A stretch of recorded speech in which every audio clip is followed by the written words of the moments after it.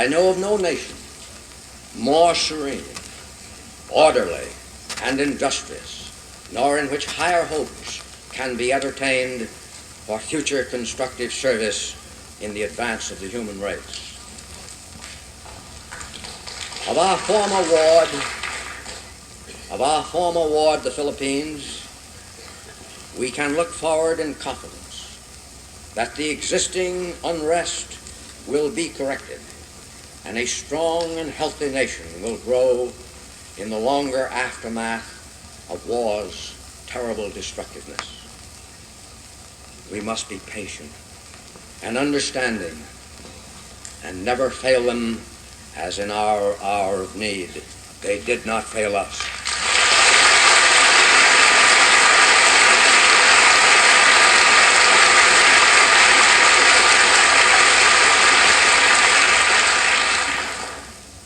A Christian nation, the Philippines stand as a mighty bulwark of Christianity in the Far East, and its capacity for high moral leadership in Asia is unlimited.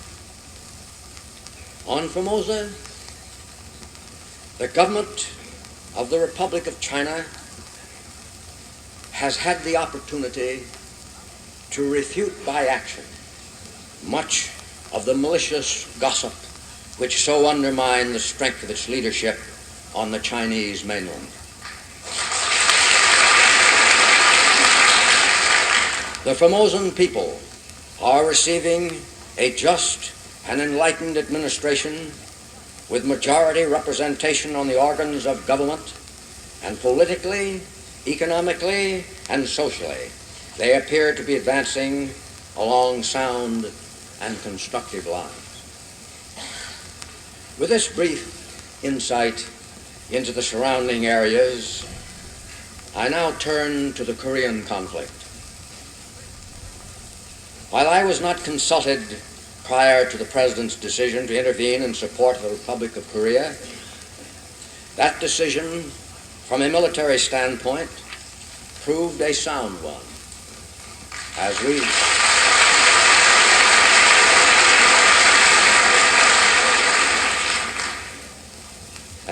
proved a sound one, as we hurled back the invader and decimated his forces. Our victory was complete, and our objectives within reach, when Red China intervened with numerically superior ground forces.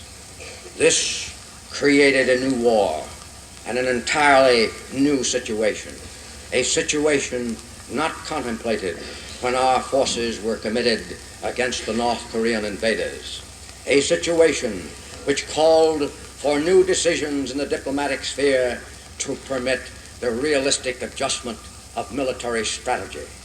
Such decisions have not been forthcoming.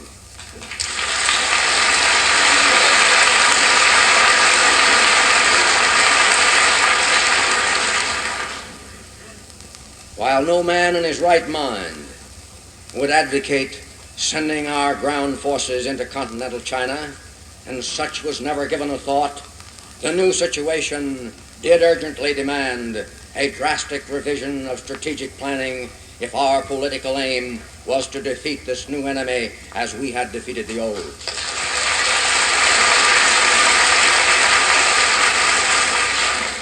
Apart from the military need, as I saw it, to neutralize the sanctuary protection given the enemy north of the Yalu, I felt that military necessity in the conduct of the war made necessary, first, the intensification of our economic blockade against China. Two, the imposition of a naval blockade against the China coast. Three, removal of restrictions on air reconnaissance of China's coastal areas and of Manchuria.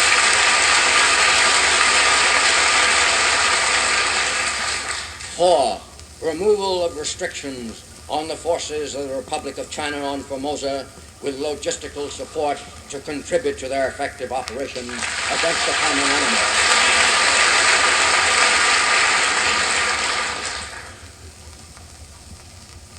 For entertaining these views, all professionally designed to support our forces committed to Korea, and bring hostilities to an end with the least possible delay and at the saving of countless American and Allied lives, I have been severely criticized in lay circles, principally abroad, despite my understanding that from a military standpoint, the above views have been fully shared in past by practically every military leader concerned with the Korean campaign, including our own Joint Chiefs of Staff.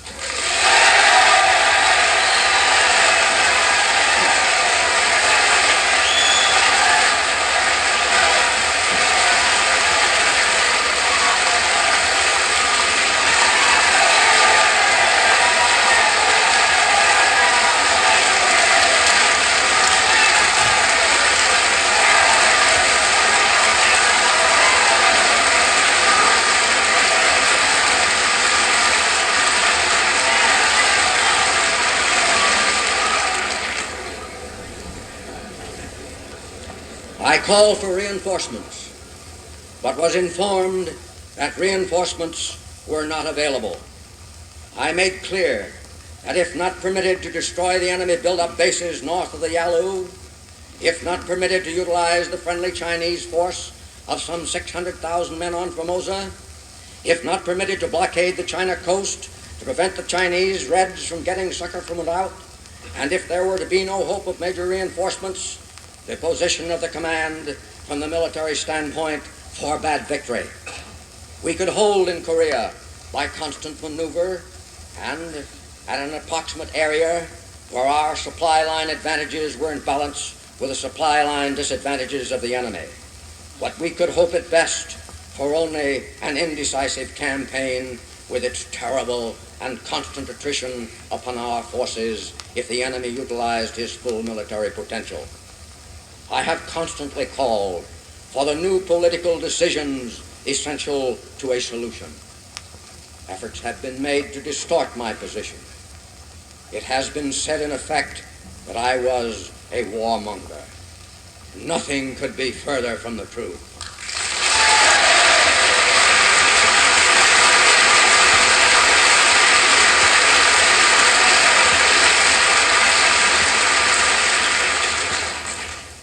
I know war as few other men now living know it, and nothing to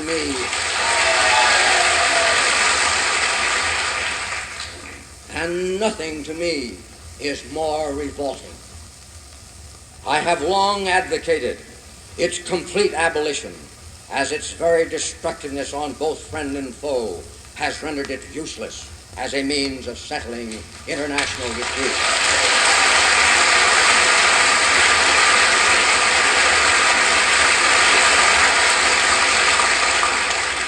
Indeed, on the second day of September 1945, just following the surrender of the Japanese nation on the battleship Missouri, I formally cautioned as follows.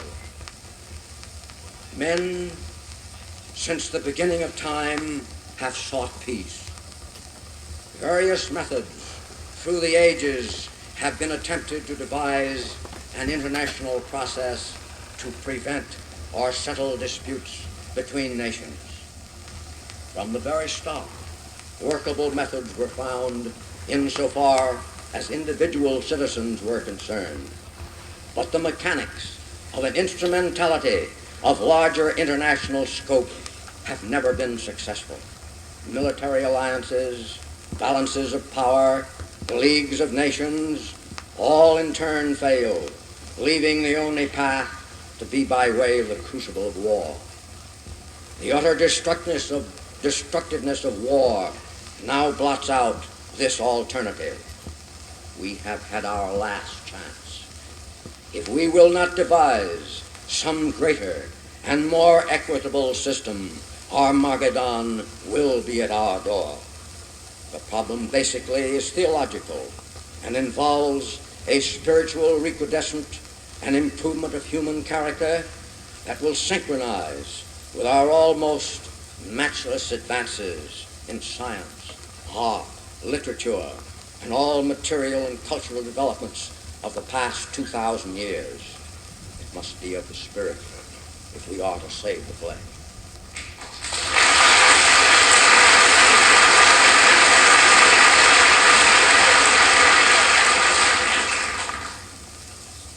But once war is forced upon us, there is no other alternative than to apply every available means to bring it to a swift end.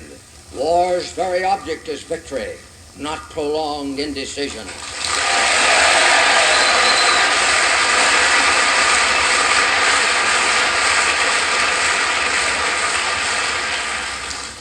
In war, there is no substitute for victory.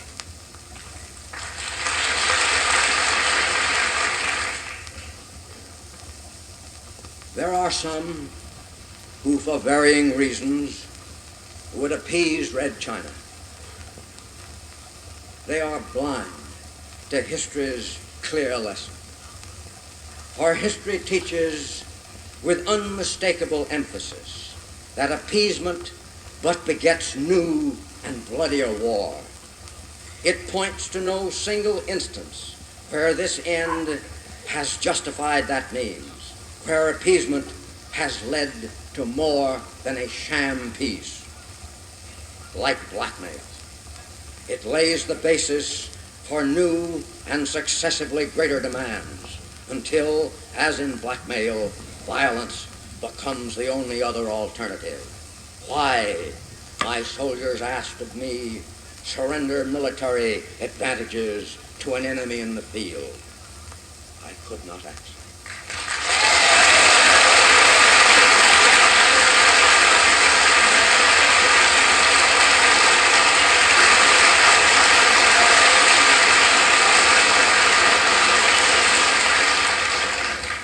Some may say, to avoid spread of the conflict into an all-out war with China.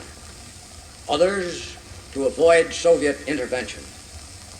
Neither explanation seems valid, for China is already engaging with the maximum power it can commit, and the Soviet will not necessarily mesh its actions with our moves. Like a cobra, any new enemy will more likely strike whenever it feels that the relativity in military or other potential is in its favor on a worldwide basis. The tragedy of Korea is further heightened by the fact that as military action is confined to its territorial limits, it condemns that nation, which it is our purpose to save, to suffer the devastating impact of full naval and air bombardment while the enemy's sanctuaries are fully protected from such attack and devastation. Of the nations of the world, Korea alone, up to now, is the sole one which has risked its all against communism. The magnificence of the courage and fortitude of the Korean people defies description. They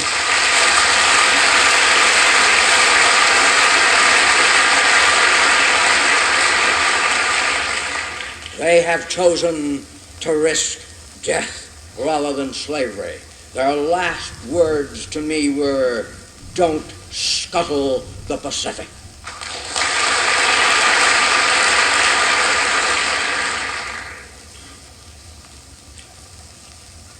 I have just left your fighting sons in Korea. They have met all tests there, and I can report to you without reservation, they are splendid in every way.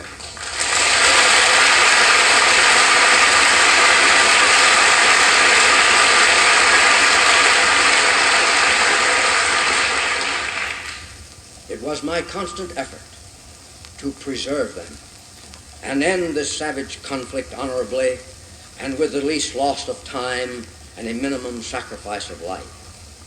Its growing bloodshed has caused me the deepest anguish and anxiety. Those gallant men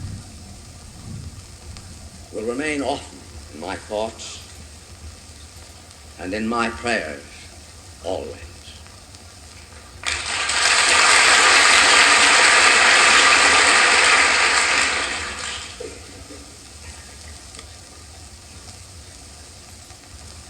I am closing my 52 years of military service.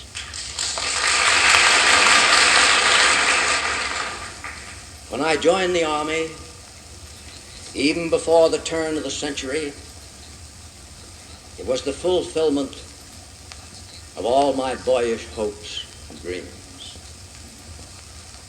The world has turned over many times since I took the oath on the plain at West Point, and the hopes and dreams have long since vanished.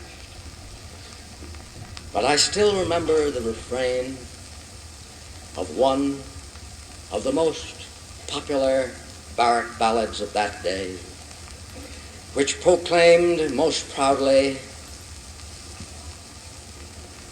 that old soldiers never die. They just fade away. And like the old soldier of that ballad, I now close my military career and just fade away. An old soldier who tried to do his duty as God gave him the light to see that duty. Goodbye.